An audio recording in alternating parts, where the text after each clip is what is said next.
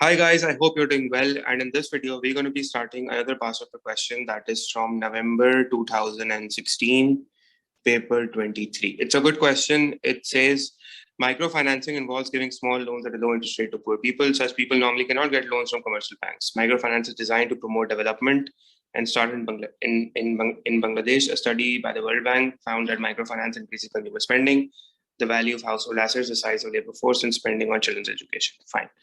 सबसे पहले the first question says define the rate of interest. Remember that a 2-mark question means you're not going to exceed more than 2 lines. However, having said that, I do not mean that a 4-mark question also means 4 lines and a 6-mark question means 8 lines. But just for definitions, 2 marks, maximum 2 lines. So what is the rate of interest? Rate of interest, a lot of people will start off by saying a rate of interest is something that the bank charges on loans. Now, this is just general stuff. Be very specific as far as economics is concerned. Just say that the rate of interest is basically the cost of borrowing. Is number one, it's the cost of borrowing that banks charge while lending out money to consumers or firms. This is the way you're going to write. Not banks give loans to people, not in this form. This is not an economics answer. Start off by saying it's a cost of borrowing that when banks lend money to consumers or firms, and that's it. Or remember that interest is also a return on saving. It's also a return on saving. So we know that individuals save as deposits in bank, and that is also a return on saving as well. And a rate of interest is, by the way, we know that it is part and a tool of monetary policy. This is also what you can write in the exam. General answers general answers, remember, are not welcomed when you write in the exam. They're not encouraged by the examiner. Part B says explain 2 reasons why the poor may find it difficult to get loans from commercial banks. The reasons why poor may find it difficult, now it's quite simple, because obviously poor people are poor, they don't have money, and then they have low income, so they will not be able to get loans from commercial banks. But this is not the only answer you will write. This kind of statements everyone will make, but how are you different from others, right? Remember that banks banks are not that easily accessible to poor. So first of all, banks are less accessible to poor. This is what you can write, right? Because then you can also write that the poor people may have no record. They may have no record of savings, right? They may have no record of savings, because when banks are lending, so they will also see your bank balance, right? So since poor people don't have bank accounts, right? So they do not have any record for saving, right? And if they don't have any record for saving, then how will the banks have judged the credibility in terms of whether they will be able to pay back or not? So that is why it's difficult for banks to lend poor people. Also, poor people lack income. They have low incomes. Also, you can write that they have low wealth. Since they have low wealth, they cannot give banks any kind of security in the form of collateral, right? Because banks keep collateral. And remember that poor also have low credit rating. So even if the bank gives them a loan, they are going to be charging them high interest rates, even if they give them a loan, because they have less, first of all, they have less income and wealth.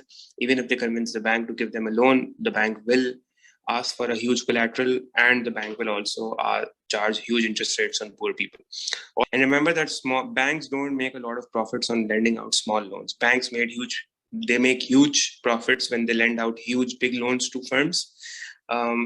So remember that the banks are not able to make huge sums of money. So obviously banks are then reluctant to lend to poor.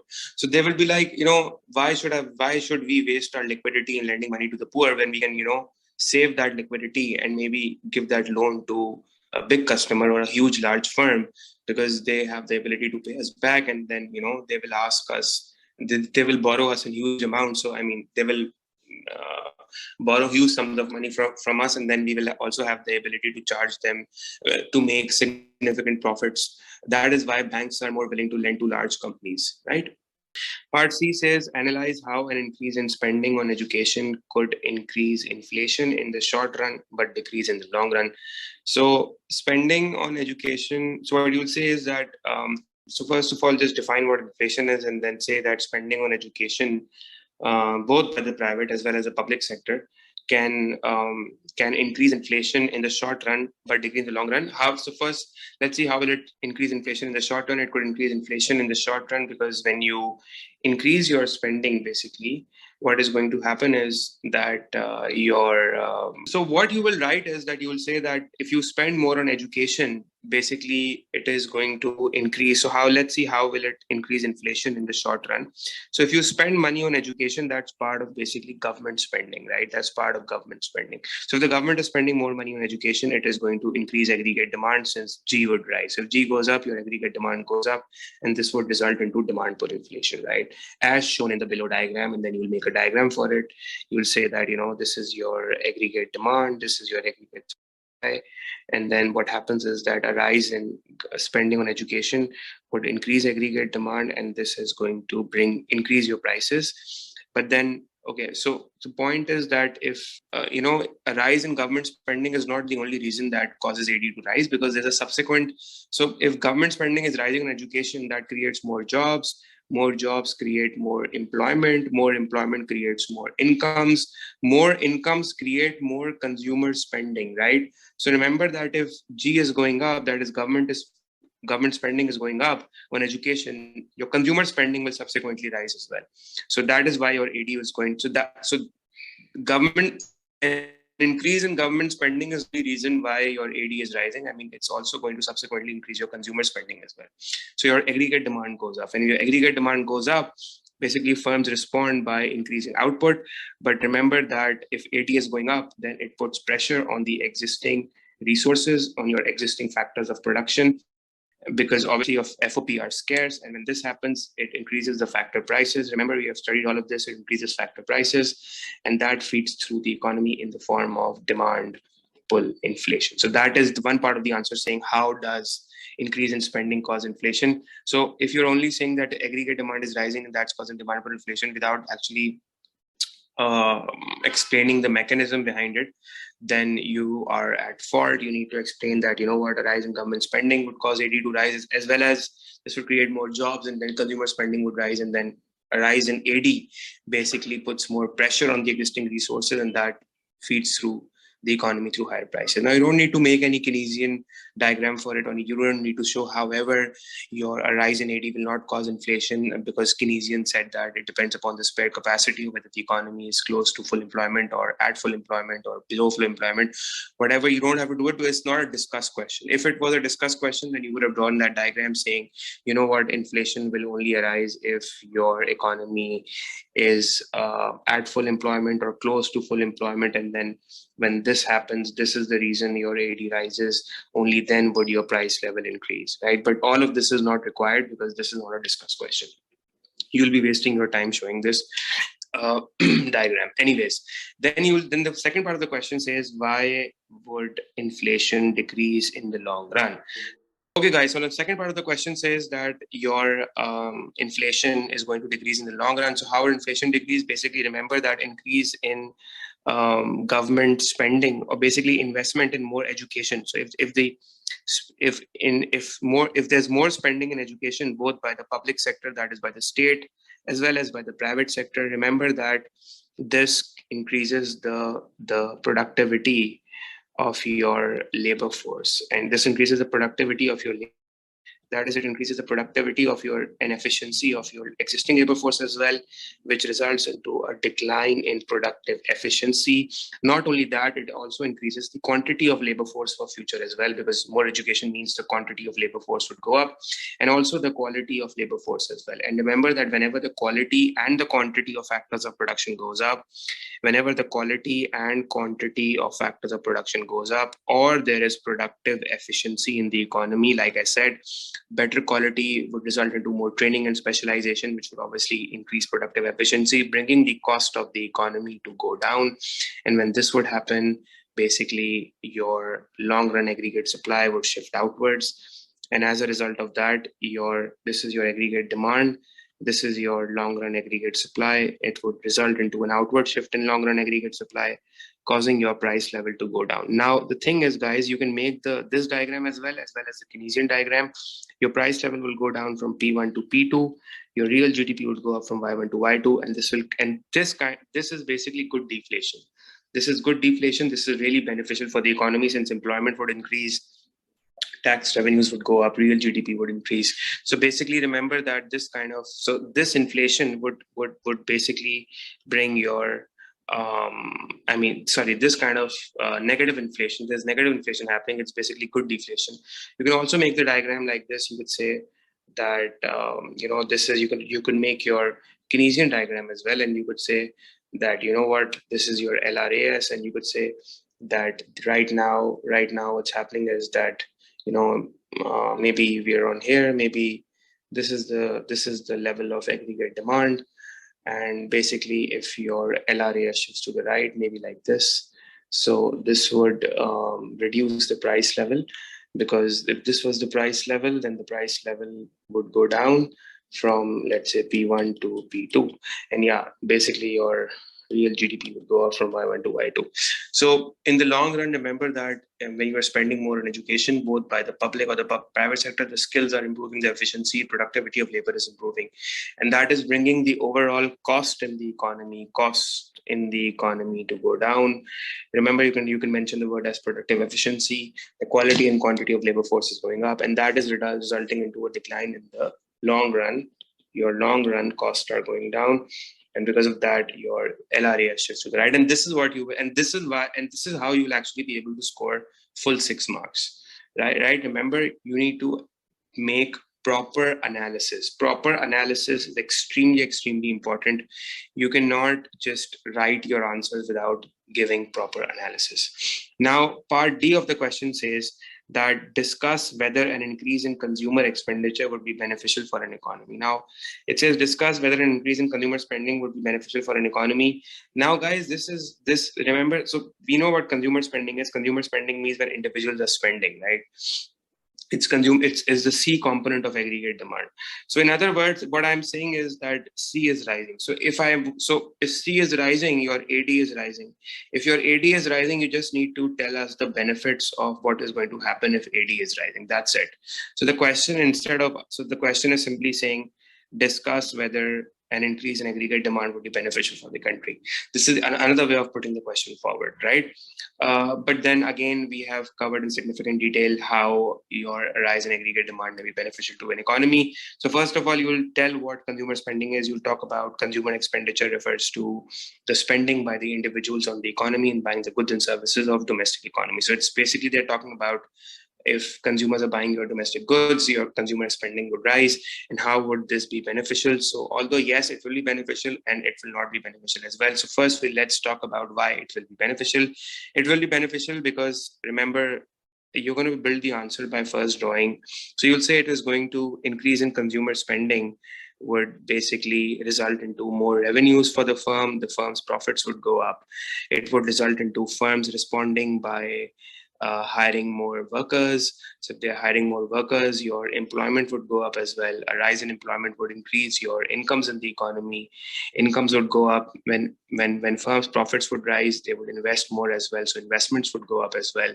So I is rising, your C is rising as well, and then your result of that, your aggregate demand is basically going up.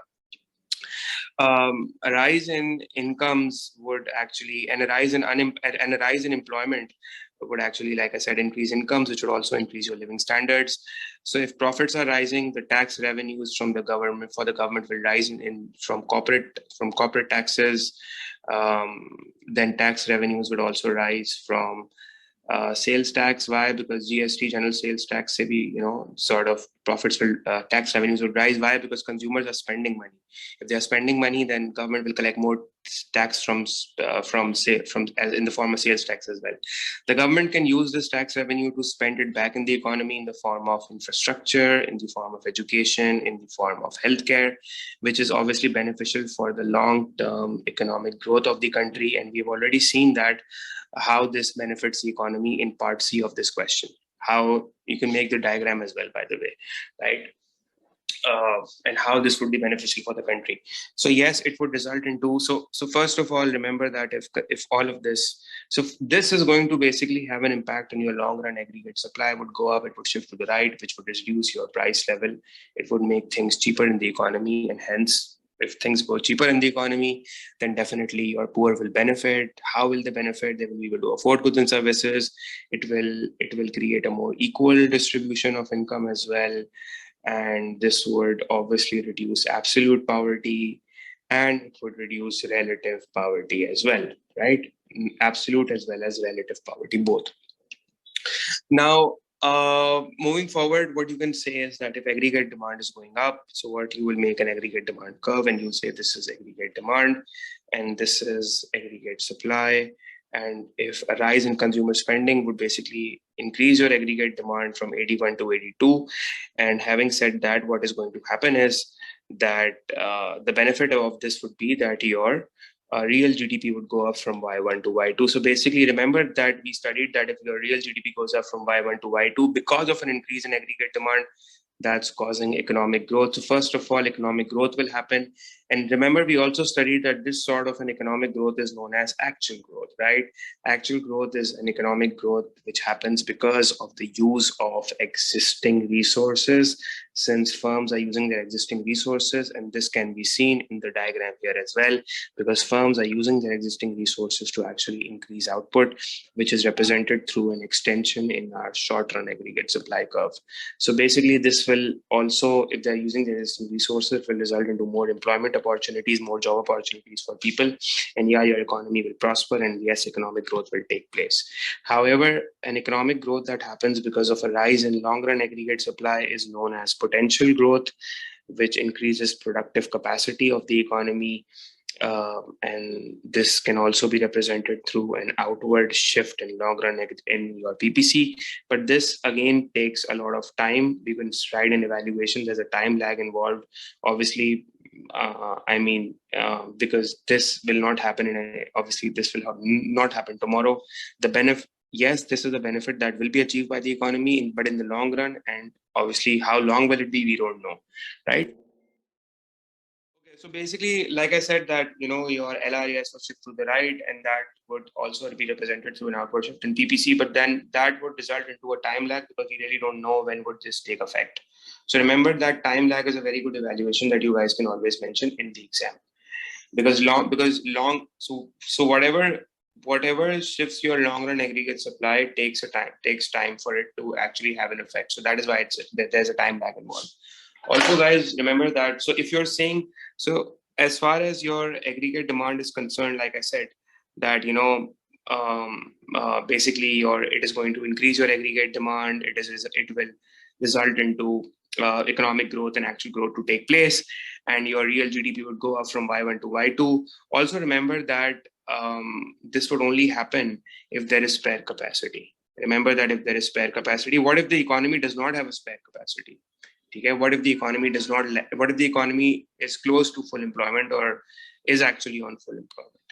So, for instance, if you draw a Keynesian diagram, your LRAS diagram, and you say that the economy is very close to over here, or let's make it more closer. Let's say your economy is over here, and your aggregate demand rises from 81 to 82. So, does economic growth takes place? No, economic growth is not taking place to the extent that it should take place. It's only taking place by a very minor extent, and your economy basically reaches full employment from Y1 to YFE. So now you are actually on full employment, and your economy does not, so the actual growth has not actually increased to a very large extent, because the simple reason is that you have now reached full employment.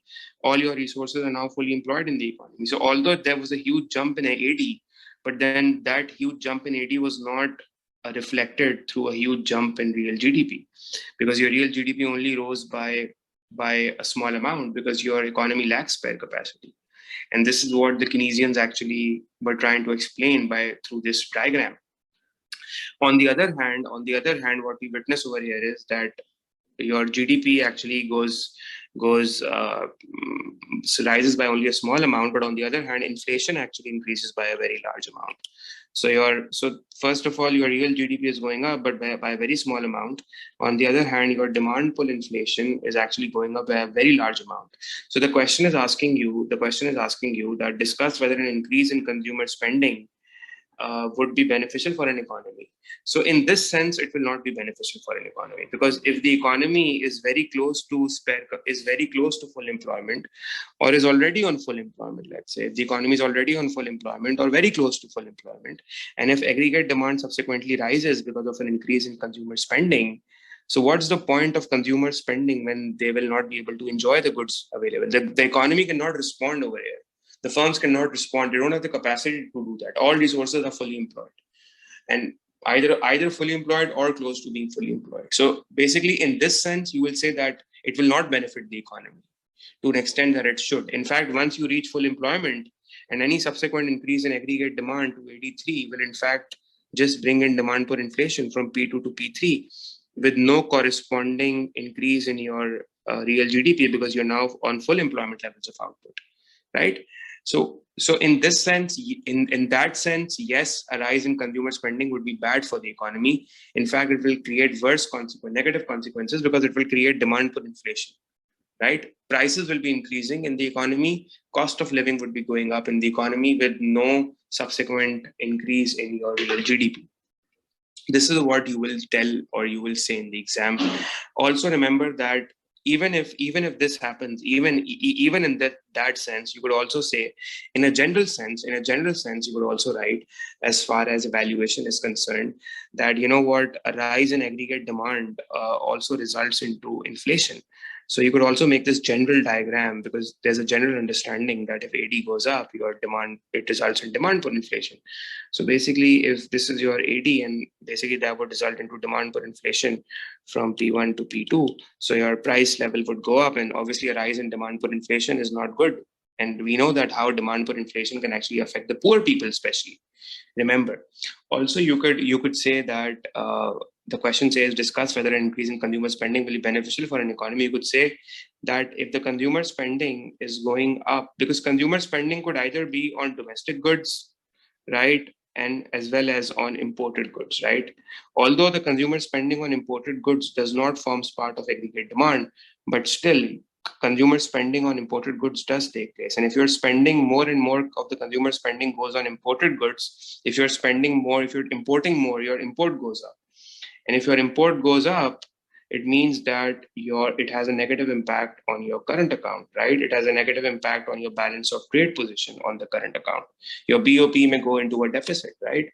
And that worsens the current account position in the economy. And remember that a rise in imports actually reduce your net exports, because net exports is a component of AD.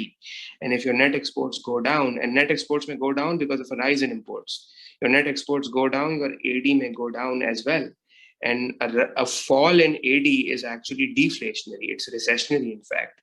So if this is your AD and your aggregate demand goes down from 81 to 82, this could be because of a severe rise in imports, because the question is not specifying whether this consumer expenditure is on domestic or imported goods. This is for you to figure it out. This is for you to evaluate. Actually. This is for you to argue as in the exam, actually.